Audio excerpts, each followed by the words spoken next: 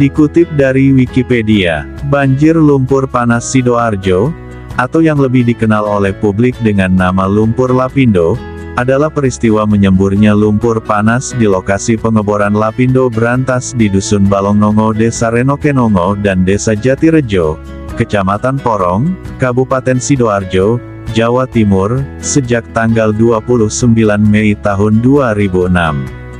Semburan lumpur panas selama bertahun-tahun ini menyebabkan tergenangnya kawasan permukiman, pertanian, dan perindustrian di 3 kecamatan di sekitarnya, serta memengaruhi aktivitas perekonomian di Jawa Timur.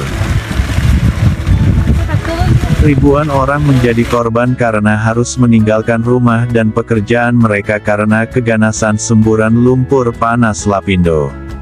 Lumpur menyembur sejak tanggal 29 Mei tahun 2006, 2 hari setelah gempa bumi di Yogyakarta. Lumpur Lapindo membuat pemerintah kala itu turun tangan. Saat ini muncul kabar soal kandungan lumpur yang mengandung banyak manfaatnya.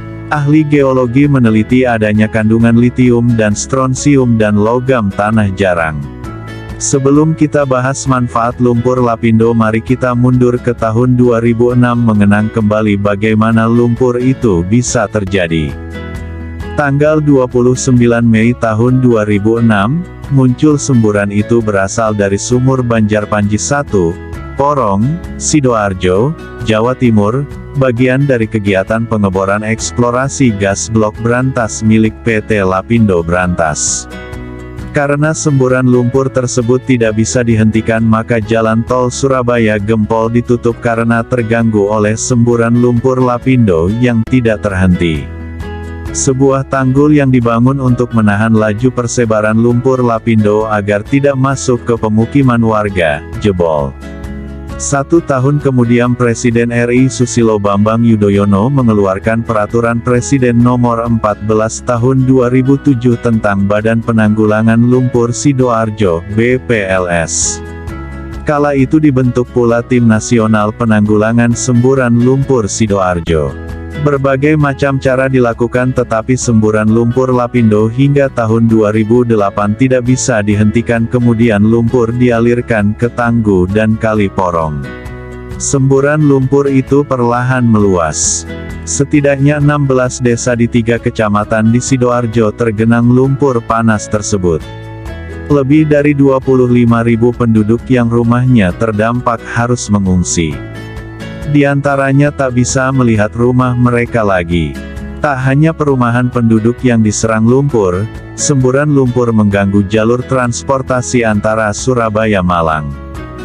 Para ahli menemukan kandungan logam tanah jarang terkandung di lumpur Lapindo Sidoarjo. Berita ini membuat dunia tercengang. Para ahli mengatakan mineral di dalamnya merupakan logam tanah jarang, besar manfaatnya untuk menunjang berbagai perkembangan teknologi. Dalam logam tanah jarang, di dalam rumus kimia sistem periodik masuk ke dalam golongan lantanida dan aktinida. Selain masuk ke dalam golongan lantanida dan aktinida, logam tanah jarang juga disebut sebagai logam transisi. Logam itu sangat penting dan memiliki harga yang cukup tinggi karena digunakan untuk teknologi tinggi seperti campuran logam. Logam tanah jarang, ini sangat penting kaitannya pada beberapa bidang tertentu seperti bidang meteorologi untuk pembuatan pesawat luar angkasa, lampu energi tinggi. Sehingga logam tersebut sangat mahal. Logam tanah jarang adalah jenis logam lantanida dan aktinida yang meliputi beberapa logam di dalamnya seperti litium dan skandium seperti yang ditemukan di lumpur Lapindo. Litium banyak digunakan sebagai bahan pembuatan baterai, terutama baterai mobil listrik dan smartphone.